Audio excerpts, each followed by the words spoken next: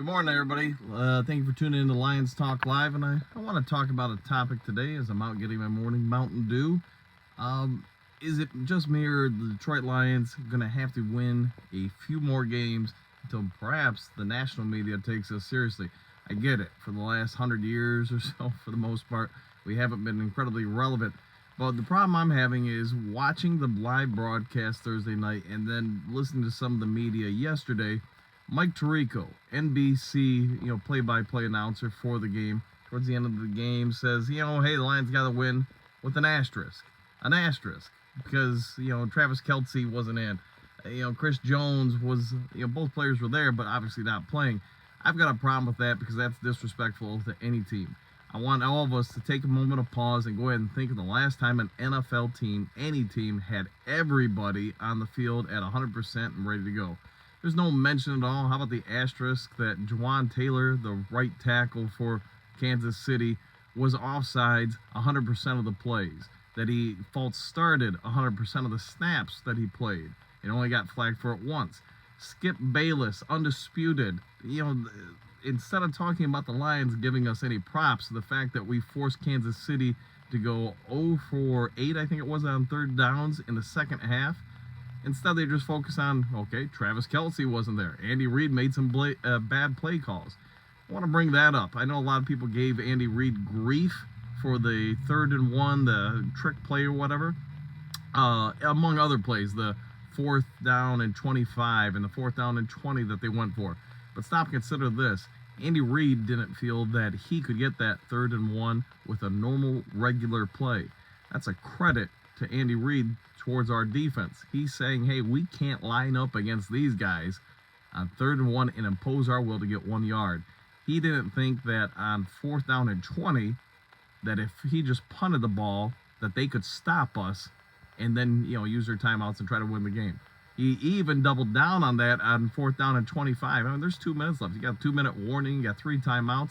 He said, hey, we have to get the first down to win this game because we can't stop those guys. None of the national media is talking about that. It's all about Kansas City. I get it. They're defending Super Bowl champs. Patrick Mahomes may be the best quarterback in the NFL right now, but the lack of any kind of recognition of what Dan Campbell, Brad Holmes, Goff, the offensive line, all these guys, the people on defense all did. The fact that you had 4 rookies come in and play significant roles in that win. No mention across the board about that. Mike Tirico, I think the asterisk needs to be on you because I'm going to say this, that's just incredibly disrespectful to any athlete out there. Look at the USA basketball team. I don't think Germany's putting an asterisk next to their win now that they're in the gold medal game and the USA is going home. It's just in sports, you either win or you lose. If you can only say, hey, a win is legitimate when both sides are 100%, it will never happen. Detroit Lions went into a hostile environment and they kicked the defending Super Bowl champions' butts. Yes, players weren't there. There weren't players for us either. We already know Jameson Williams wasn't out there. No mention of that. We already know that a couple players were banged up. Taylor Decker, I'm sure most of you know by now, but he played the majority of the second half with a bum ankle that may actually be a high ankle sprain. If you've ever had one of those, let me tell you, it's not fun, and it's probably going to take a month and a half at best to heal it. Let's hope it's not that, though. Whatever it is, the Detroit Lions are going to have to win against Seattle next week, Sunday. Probably go on a bit of a win streak for the national media to start changing their tones. But I will say this, watching Undisputed, listening to Mike Tirico, and a handful of others, Pat McAfee, some of these guys, it's quite clear the focus of that win wasn't that the Detroit Lions went into a hostile environment on ceremony night for celebrating their Super Bowl win, all those other factors, and they pulled off a great win. Instead, for national media, they just want to talk about why Kansas City didn't win. And I just think that's something that the Detroit Lions organization, hey, you probably put that on yourself with how you've overall performed for the last 40 years, but is what it is. Anyway, one other thing I did want to bring up, it has nothing to do with national media, but as most of you guys are aware, for about 2 or 3 weeks now, we've talked about the Lions working the phone lines, looking for potential trade options at wide receiver. There are some updates on that. So on condition of anonymity, because I know some of you guys come at me if I say, hey, I've heard this or that. So I have talked to a couple people. Mike Evans is still in the running, along with the Lions making some calls Friday morning about some other wide receivers. I'm not going to get into specifics because some of them, we'll wait and see what happens. But one thing I want you all to think about with the Kansas City defense, after the first quarter, you really see a lot of Amon-Ra St. Brown for the Detroit Lions offense. Not much. You saw Goff have to go to Laporta, Marvin Jones, and Josh Reynolds more and more. Now, if you go back and watch the replays of that game, you're going to say, so what happened? Kansas City, after that first touchdown for St. Brown, is more or less doubling him the rest of the game. And while Josh Reynolds did have a fairly good game, one of the problems the Lions probably were aware of going in is that nobody else could really consistently get open.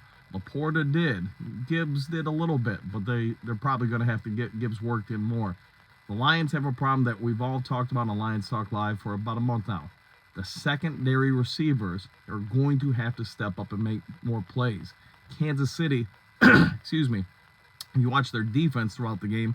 After that first quarter, they take away St. Brown. They put 5 defensive linemen on the line of scrimmage and said, we're not going to let you run it, and we're going to take St. Brown out, and we think you're going to struggle to score.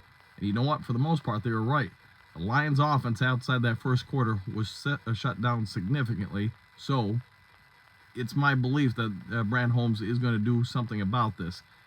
Do they really want to wait 6 more games until Jameson Williams gets back?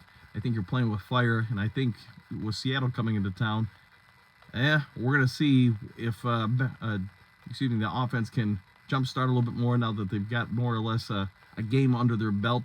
But the Lions are in a precarious situation.